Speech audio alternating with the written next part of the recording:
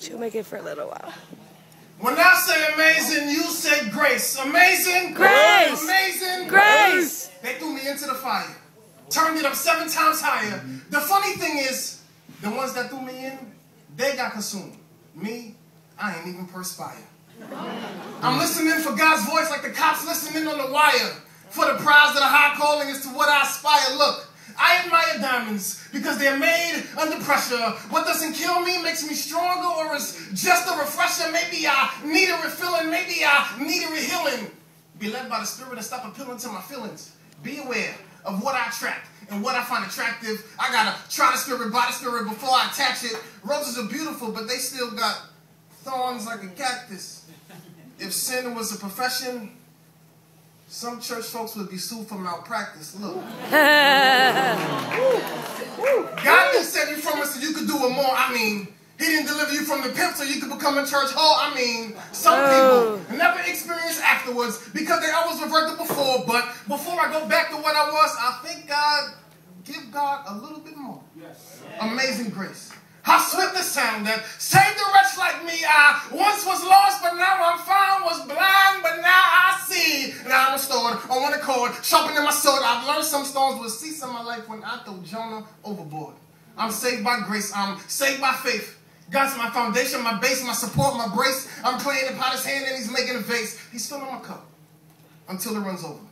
I've matured from milk to meat, no longer a need for a stroller. I realize I've matured only because I've endured. Salvation ain't a sprint, it's a marathon. Your life is the tour. There is now no condemnation, so just embrace your salvation.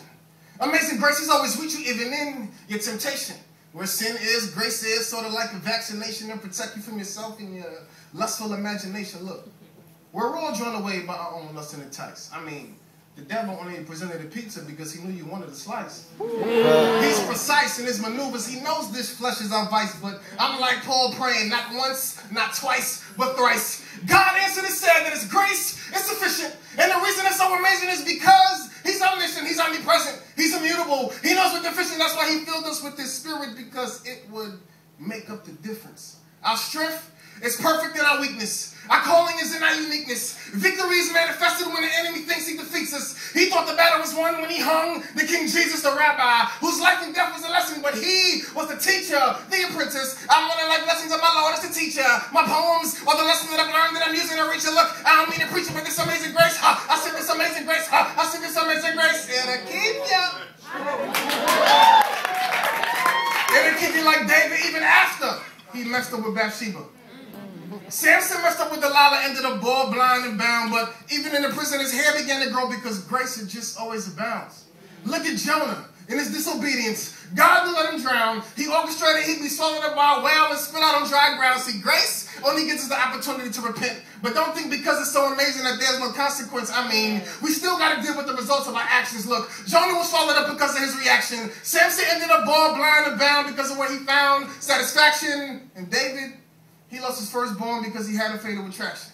Now, shall we continue in sin that grace may abound? God forbid. It's through grace that we receive salvation and are given an opportunity to really live. Look, I live for Him because He died for me. I ain't got it all together, but His grace, it covers me. It's sufficient when I'm deficient, and it secures my insecurities. I need it just as much in the mountaintop as I did in my obscurity. I need it just as much in the mountaintop as I did in the valley low. I need it especially to bestow this poem from any plateau. I need it to flow. I need it to grow. Amazing grace, I need it like Peter after the cock crowed. I need it like Saul on the Damascus road. It's amazing. God, He will blind you for 3 days and allow revelations to overflow. Whoa, His grace is so amazing. I can't believe it's not butter. Oh, taste and see that the Lord is good. Oh, taste and see that the Lord is good is what I ought to see. I don't care if you have a speech impediment like Moses and you stutter.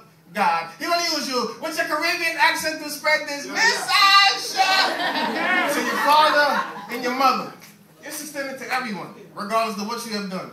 Just receive the free gift of salvation offered through His Son. See, sin is a burden in your shoulders and you're carrying in a ton. Those things that overcame you, God will allow you to overcome. He'll make you the head and not the tail. He'll put you above and not beneath. Anything outside of God's will is just how you twist it. Swear like Keith.